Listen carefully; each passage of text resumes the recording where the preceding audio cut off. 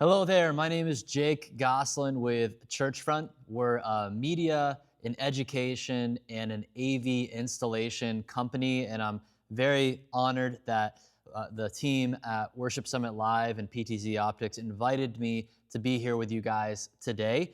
And in today's training, what I think would be the most beneficial for this community is helping you guys get really great results with your lighting system and your camera system at your church as quickly as possible. Right now, I'm actually here at Rock Harbor Church in Florida. So this is my home church. And the camera feed that you're watching, these are actually the PTZOptics 4K Move cameras. So we've been using these cameras now for over a year. Been very pleased with the results. You guys can see the results. They kind of speak for themselves. These cameras are just very capable. Right now, I'm actually sending the video feed from these PTZ cameras over NDI into a software called Ecamm Live. And then from here, I'm able to switch between two different camera NDI feeds. And then of course, I'll be able to show you guys my screen as well later on when we get into that part of the presentation. So to start off, the most important thing I want to help you guys understand when it comes to improving lighting and camera quality for your church's live stream, it all starts with the light. That's why before I actually dive into the camera settings, such as the exposure, the gain, the ISO, the shutter, the aperture, these very common terms that you're going to come across as you're starting to work with the camera, it's really important to first get the lighting right at your church. Here at Rock Harbor Church, I'll give you a little bit more context of our space and kind of what it looks like here. So I'll pan around. We are a very traditional type of worship space here. It was an old Lutheran building. We've got pews, we've got stained glass. If you look at the top of our ceiling here, it's just a lot of these laminated wood beams, and you'll actually see we've mounted some new stage lighting on the top of the ceiling. These are Pro Church Lights stage lights. So even in a space like this that is very traditional, you know, this isn't your black box church that looks super modern. It very much feels and looks like a church. We knew one of the first upgrades we wanted to make that was going to be really important was going to be our lighting system. Because before in the past, we actually didn't really have any stage lighting. It was just some of the old fixtures in this space. Oh, you can actually kind of see them right here. So I'll zoom in into the middle of the screen up here. You see this kind of rectangle looking thing on the top of the ceiling. Those were the only front lights that we had, or stage fixtures in this room, and they were just incredibly inadequate, because when you don't have enough output on your front lights on stage, you're just not going to create really just adequate light for your cameras to capture that subject nice and clear. So if I go back to me right here, let's go back, I'll pan back over to where we were here. Sorry, I'm even getting used to Ecamm's camera control. Look at, you guys get to see me learn this in real time. Okay, there we go. It's kind of nice. I can actually use my up and down keys on my my computer to my keyboard on my computer to actually navigate the pan, tilt, zoom on these cameras. So very, very slick feature with Ecamm. Of course, with PTZOptics, you could use joystick controllers and some other ways to control it, but I'm just using the software control here in Ecamm Live. It's very convenient. So before we had these stage lights that you see now, the Pro Church lights, we had those old fixtures up in the ceiling, and it was a struggle, especially for our cameras on a Sunday morning. Actually, let me go ahead and I'll pull up some examples of what I'm talking about. So let me show you what I'm talking about here. So here's an example of what the light used to look like at Rock Harbor. So here we're using some older PTZOptics cameras. This was a few years ago. Just look how dark everything looks. On our YouTube feed here, it looks grainy. The camera's really struggling to have enough light to produce a clear and a crisp image. So that's what happens when you don't have adequate stage lighting. It has detrimental effects to anything else that you do visually in your camera capture for your live stream. And then fast forward to today, here's Pastor Kevin at our church using the existing system we have with the improved lighting, which makes the majority of the quality impact here. Also, we did have some newer PTZ cameras. We implemented the 4K moves that you see right now that I'm using, but just a massive difference in the quality of our live stream by implementing a better lighting system. So let's kind of walk through what are the key parts of a lighting system and what we installed here. And then I'll also talk about just kind of the design approach and how I have this configured in LightKey, which is our DMX control software to control the lights. So if you look around the room here at Rock Harbor, and if you look back up at the ceiling like I showed you before, you can see a few stage lights that we've got mounted to the beams on the top of our ceiling. We have 4 of them kind of on that back beam. That's as far back as we can go in the room here, kind of closer to the stained glass. And then we have another row of 4 that's a little bit closer to the stage. These are the front lights for our lighting system. And these are producing the light that you see illuminating me on stage. That's why I have adequate light in this image right now, and it looks good. Let me go ahead and show you what it looks like if I were to actually go ahead and start turning down the lights. Here's what it looks like with none of those stage lights on in the room. Here's what it looks like at about 10%, kind of looks like it used to before we had the upgraded lighting. Here's 23%, and then if I go up here to full, here it is at 100%. So these are the Pro Church Lights Pro Wash Maxes. These are just great general wash lights for illuminating your team on stage. You can also use the Pro Spots by Pro Church Lights. There's lots of great lighting manufacturers, whether it's Pro Church Lights, Chauvet. Those are kind of our go-to here at Churchfront that we recommend a lot of the time. So these front lights, we recommend having them at about, I would say, a 40-degree angle or so vertically from your subject on stage. Here at this church, because our ceiling is so high, that angle is quite a little bit higher than we would prefer, but it still works great. I think ideally the lights would have been mounted a little bit lower, but we were also having to work within the bounds of the architecture here, and we didn't really want to fly an additional truss lower than the ceiling because we didn't really like how that would have looked aesthetically. So then let's go look at the next important type of fixture you're going to want for some professional lighting. I'll go up and you'll see kind of near the big stained glass upstage behind me, we have these kick lights. The kick lights are producing that purple and blue color behind me. And what kick light is really nice for, I'll switch back to me, is for adding a little bit of color like to my shoulders or to my hair or lack thereof hair that I've got here. And it can really help separate your subject from the background. And it really helps have even more of a clean look. Similarly to those kick lights, we actually have these wall wash lights that are behind me. So if I scroll down a little bit on my camera here, you'll see we have the stone facades and we have the Pro Bar lights by Pro Church Lights that are washing light on the wall behind me. These 3 fixtures that I just showed you, the front lights, the good kick lights, and good wall washes, could transform, I know, a lot of the lighting design out there for churches. And notice it's not super flashy, it's not crazy, we're not running any haze at this church. You can run haze if you want to, but that's totally up to you and your ministry philosophy and the style that you're going for. But these 3 lights can be a game changer for producing adequate lighting for your church to have just a phenomenal look on camera. So now let me go ahead and demo for you a little bit more of what this looks like here when I control the various banks of lights that we have.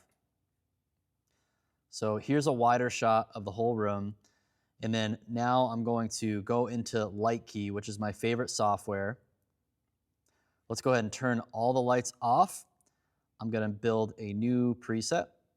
And now I'm going to go ahead and just bring up the front lights that we had. So here's what it looks like with just the front lights on. And this is one bank of front lights. You can actually see this row of front lights is getting downstage, kind of in front of me more. And this is where our pastor or speakers are usually standing and speaking. Then I can turn on this other row of front lights that's going to get upstage kind of behind me for like the backline musicians. So we have lots of front light. It's like actually a little too bright as a speaker here. We probably wouldn't be running these at 100%, but you can get the effect of like how much of a powerful wash we have on the stage because of these front lights. So let's go ahead and turn that down. Now let's go to, turn all these lights down. Now let's see the kick lights that we've got above me. So I'll go ahead and turn that up. And now you can really see that effect, the blue kick lights that kind of have all that blue color all on the stage behind me. I can have a warmer orange color if I want. I've got a color wheel, so I can mix these to any color. And then we've got the wall washes. So let's go ahead and turn those down.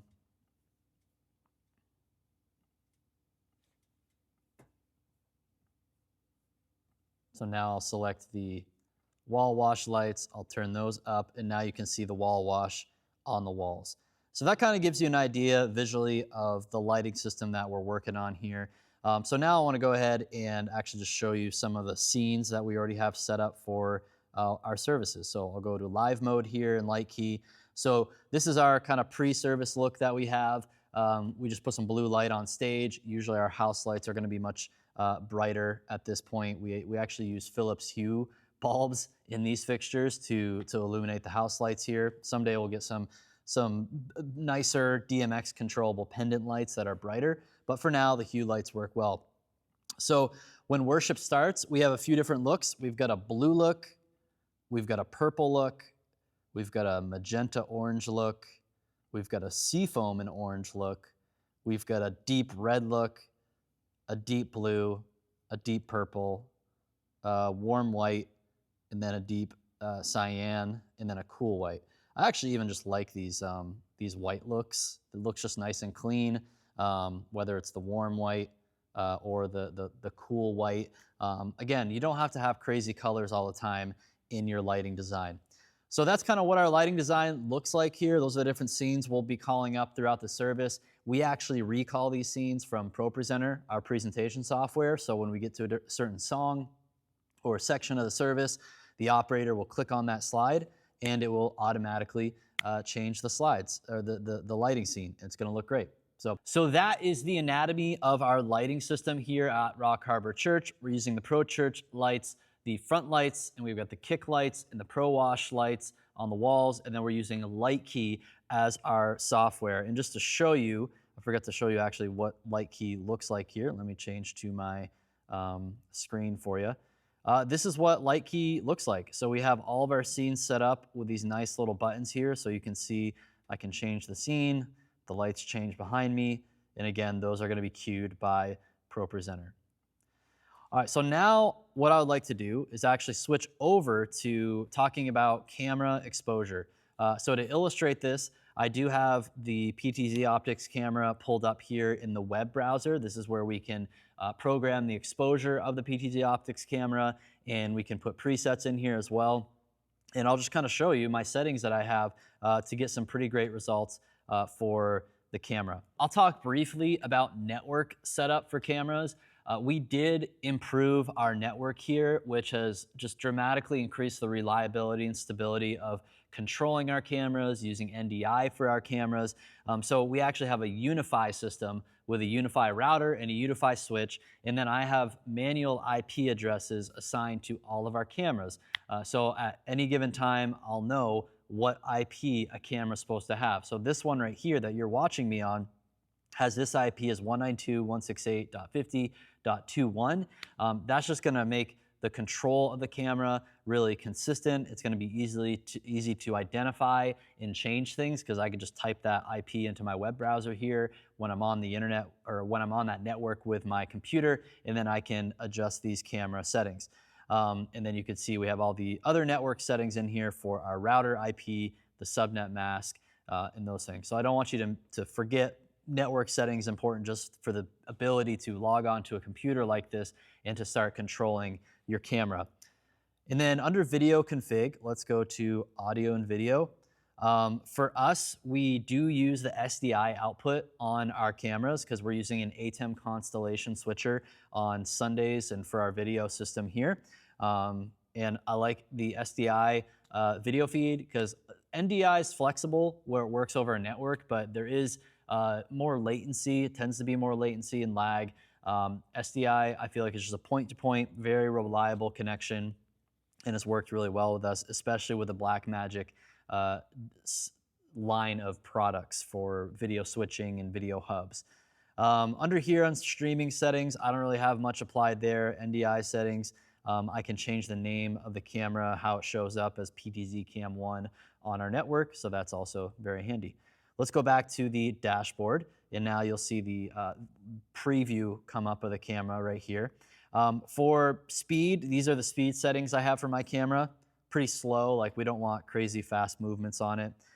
Most of the important stuff here is under image. So here are the image settings that we've landed on and what we like here at Rock Harbor Church. And again, I'll switch to my main camera so you can just see this is kind of the result here.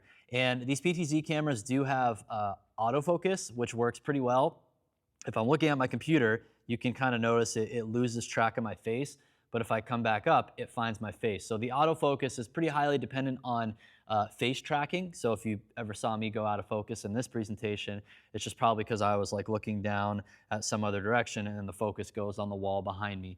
I'm also impressed that this camera tends to handle focus decently well with the stained glass like patterns behind me. Sometimes that can cause issues for some cameras out there, navigating that specifically in a church environment.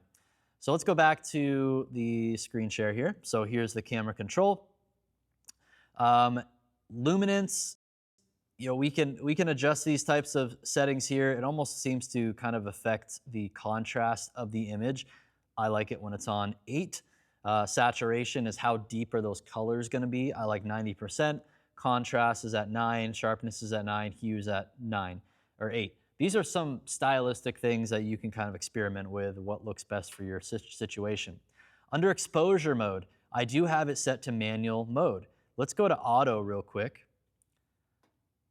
And then you'll see, okay, how much did the camera actually change now that it's on auto mode. So here's auto mode. Still actually looks pretty good. But the problem is, if I were on auto mode, if I were to make any changes to my lights, let's say I bring down the lights, let's see what happens now.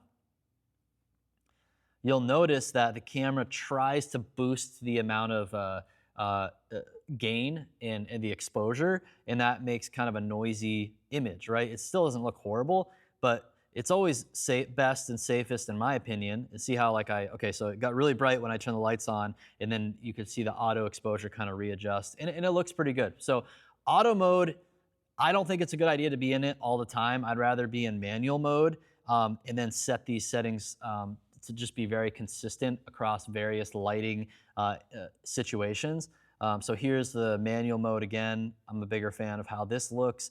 And then here I'll show you how I dialed it in. So exposure. You want to understand the exposure triangle. You have iris, also known as aperture. You have shutter, and then you have gain. These are the 3 important settings to understand. So iris is kind of how large is that opening in the lens to let in more or less light. A larger iris or aperture, it's actually a little counterintuitive, means there's less light coming through, like the larger this number is. So if I were to go to f11, it's going to get darker, right? But if I go back to f.4, that's where I feel like this camera looks the best and kind of the sharpness of it. It looks good.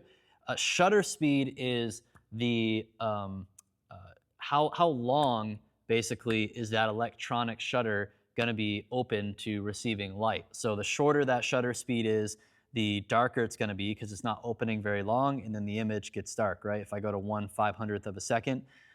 General rule of thumb with shutter speed, you want it to be the denominator of your shutter speed to be twice the amount of the frame rate of your camera. So we're running our system at 2997 or 30 frames per second. So our shutter speed is at 1/60. It's just a good rule of thumb. It's better for like motion blur. You're not gonna have weird issues with how the motion and the blur looks like in the image. Then under that, we have gain. So gain is basically boosting the sensor when it feels like it needs to artificially create more light in the image. Kind of like if you were to have gain on an amplifier for your guitar, and you want to start make your guitar louder, you can gain it up.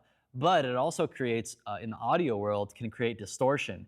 In the same way, gain in the video world can also create distortion. So if I went all the way up here, it looks very bright, but it also looks very noisy and grainy. If I went down to 0, it looks a little bit dark. So for me, I think having a gain around 2 looks appropriate for this camera. Those are the 3 really important settings. I actually think you'll find with a lot of your cameras out there, you could probably have almost identical settings if you have adequate front lighting like I do, and your subjects are gonna look great. So those are some tips on how to properly set exposure. Make sure, again, I would start with, where do I want my iris to be on the camera, on the lens? I think anywhere from 2.8 to 4.0, maybe 5 is gonna look good. It's gonna give you, if you have a lower number like 2.8, you'll have more of that depth of field effect where things get blurred out behind me. So let me actually show you that. I'll bring it down. Well, this camera actually does down to 1.8. Kind of gets a little bit soft. I'm gonna bring the gain down here because it did get brighter. And now let's go back to the full screen image. And then let me go ahead and zoom in for you. We can zoom in nice and tight here. Let's see if the focus will catch me. So it's struggling to catch on the autofocus here. Let me gain up one more time. There we go. So notice how nice and blurred out the background is behind me. That helps when the aperture is lower at that 1.8 level. The downside of a 1.8 aperture is you don't have as much depth of field to your image. So if you had like 2 subjects on stage, and if they're not perfectly parallel with one another, then one of them could look out of focus while the other one looks in focus. So be aware of that as you're messing with aperture. Yeah, what if I go up a little bit? There we go. I just had to put my face in the middle of the frame a little bit, and that was helpful. So let's go back to 4.0. You'll see the difference there. You might have noticed, like, I like the 4.0. I feel like I didn't lose that much of a blurry background, especially when I'm zoomed in this much. When you zoom in nice and tight on a subject, that's when that nice bokeh blurry background effect is gonna happen. And I feel like I just look a lot sharper. It looks really good. I'm pretty happy with that. So let's go ahead and maybe I could crank my gain up a little bit more. Sorry, first day speaking English here. And I'm pretty happy with that image right there. All right, going back to our settings. So this is where we're at right now. f4.0, 1/60 shutter, gain is right here. Color. I also like to have manual color settings. And with PTZOptics, there's different settings here. They don't necessarily probably work the way I would want them to, but I know how to work with the software to get it to work right. So my settings are 26 for red gain and 80 for blue gain.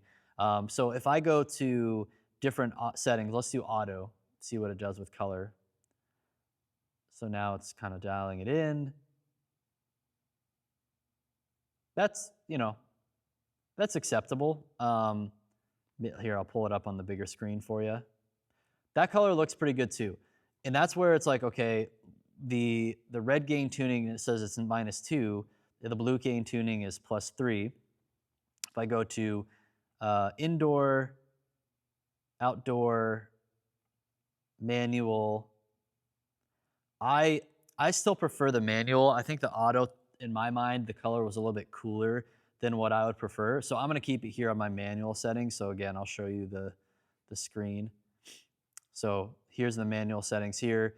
The other thing too, sometimes you have cameras that might have just a color temperature setting you can put in here. Our front lights are about 4,000 Kelvin, and then I can tell my camera, hey, the white balance should be at 4,000 Kelvin, and that will make your subject look the same color both in person in the room and as they do online with a camera. So that's another setting you can use when it comes to adjusting color.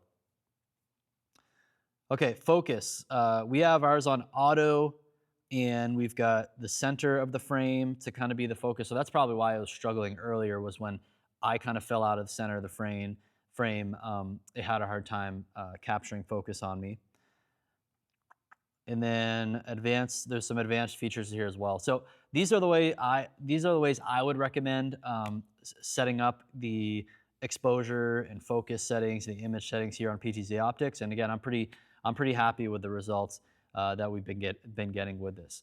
Okay, let's talk about another really important concept for the image quality of your system. We talked about lighting, which is kind of the foundation for your camera to function properly and look good. Then we talked about exposure settings, because if those aren't set right, it's still not going to look good. If you got lighting right and exposure right, the next important thing to get right is going to be framing. So let's go ahead. I'll pull up my PTZ camera settings here. It's really important to understand a few concepts when you're framing your pastor or worship leaders or other people at your church. I'm going to make sure too my exposure, yeah, it's on manual. Okay, cool. It's good to go there. So the framing of a subject, very important. So this is a good, what I would call sort of waist up shot, right? So you can see like the bottom of the image is at my waist. And then I also have adequate headroom. Sometimes with headroom, I kind of imagine that the person has their hand above their head, and maybe I'll zoom out a little bit more. And about the space of a hand, also I got a hat on, so it puts it higher. That's enough space to have above my head for some good headroom that it feels natural. You don't want to film people like this. That doesn't look very professional, feels pretty awkward. And the same thing, you don't want to film people like that, like when there's too much headroom, right? So keep headroom in mind, and then select shots like a waist up shot. And whenever I say like waist up or a body part up, the bottom of the frame should be just below that body part. So there's waist up. Let's go to, let's do shoulder up. So if I were to do like shoulder, I probably go out a little bit more here, and up a little bit. Something like this. So if I'm a pastor talking, sorry, not shoulder, elbows. I can't even remember my body part names today. This happens when I try to teach and move a camera at the same time. So here is the elbow up shot. So I would frame the camera something like this, and that looks nice and natural, right? And then you could also zoom out. You could even have like a knee up shot. So if I go here, I'll go just below the knees. This would be a knees up shot. And again, I have adequate headroom on top, and it's about that same length of a hand. Don't feel like this is a hard, fast rule.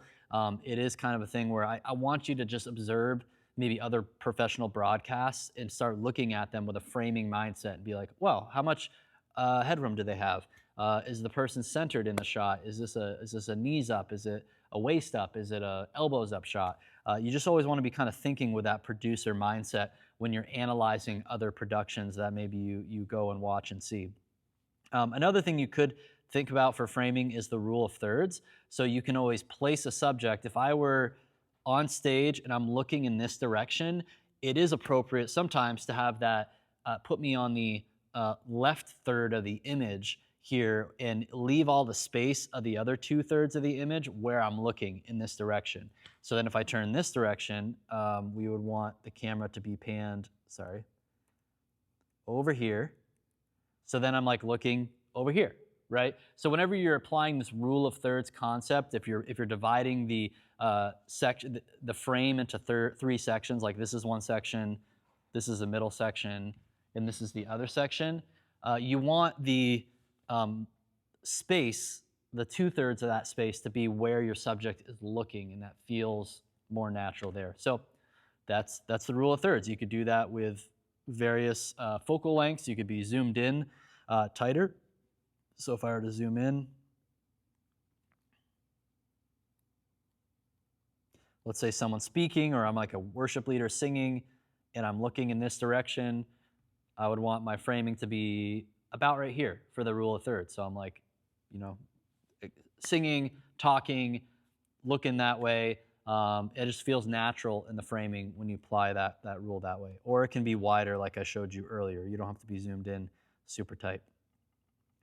So those are really important concepts to keep in mind. We talked about exposure, making sure you set your manual exposure settings right. I showed you my settings here. And then framing.